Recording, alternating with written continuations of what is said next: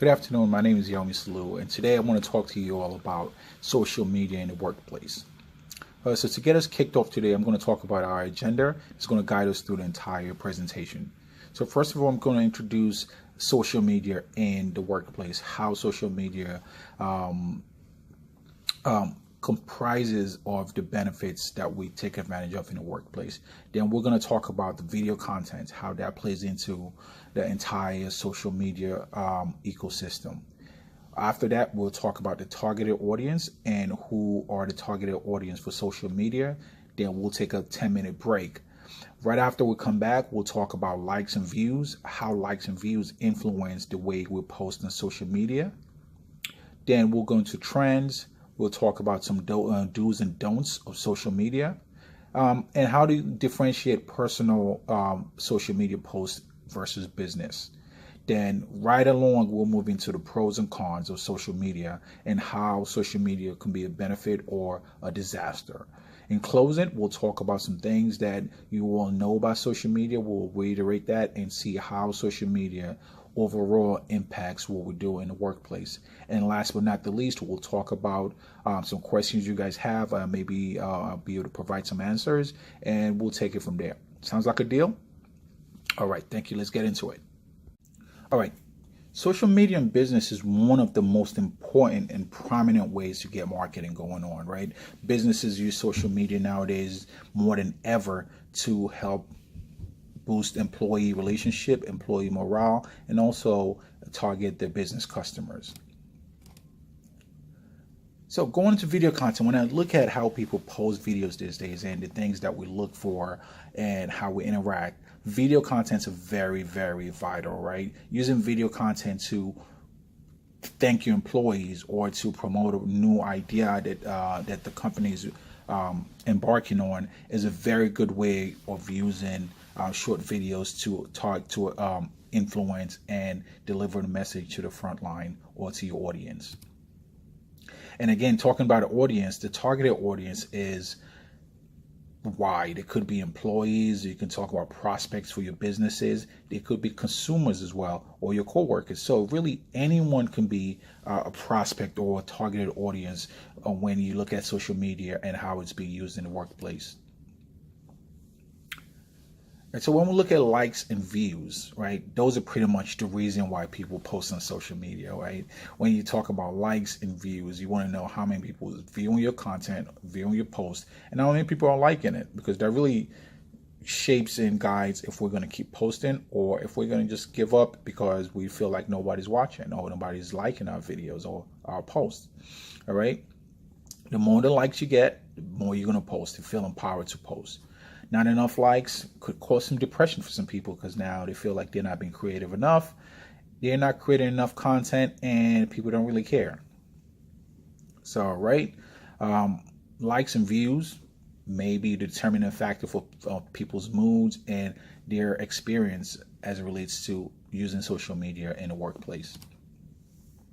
And now talking about the trends are unbelievable these days. Companies are encouraging employees to start using social media. Families are posting, employees are now posting pictures of family members on the company, on the company or business on social media. So now it's okay to actually post pictures of your kids now because the higher level executives are now looking at, okay, well, that makes us look a little bit more human because now our employees can see that we care about our family, and that's also something that they should care about, right? Using personal pages for work is starting to happen a lot now too, because now people just don't want to have two pages, so they just open their personal life to their work family, and they're able to use one social media. So that's another trend that's going on. And this one is one of the oldest trick in the book of blocking your boss because you don't want him or her to see what you're posting on social media. So a lot of people are doing that now. Sometimes they'll block them or they give them restricted access to some of their posts on social media. And so moving right along to the do's and don'ts of social media, right? Social media could be a very powerful thing, and it also can be a disaster, right? Specify that your views, right? Some of the do's is you want to specify that your views are yours and not the company's. All right. For the companies, you want to allow your employees to post positive things about your company, about the culture, how good the culture of your company is. Then others can actually look at it. That can be a recruiting tool for your business, because now you have your employees promoting your organization. All right. You also want to make sure that the employees are balancing work versus personal time on social media. You want to still have productive employees and not have all your employees on social media all day. Now, the don'ts of social media in the workplace: you do not want to post concerns, right? You do not want your employees posting concerns, how unhappy they are with something, or you have a disgruntled employee going and posting negative posts, right? And also, you do not want your employees giving professional advice on social media, right? So this personal versus business is one that a lot of people struggle with. When I look at people that struggle with personal versus business, what should I post on social media? Is that personal? Is that too personal? Is that even business related? Who cares, right? So you want to try to minimize your personal post on social media, because a lot of people come there for some business information, and if you start posting too much personal, and you have a perception, or your employer has a perception of, okay, well, this person just wants to post pictures of their kids, their dogs, and the food that they eat. There's no business or benefit for the business in your post. All right. So again, that should take you to the step where all your posts, or some posts that you present on social media, should have value, right? You don't want to just post for posting's sake. Make sure they're thoughtful, and if you posting a business post, make sure it brings value to the viewers or to your audience. Last but not the least, on this tab, we want to make sure we follow proper etiquette, right? Proper etiquette of social media: commenting, post, and be respectful on social media, whether it's personal actually or business.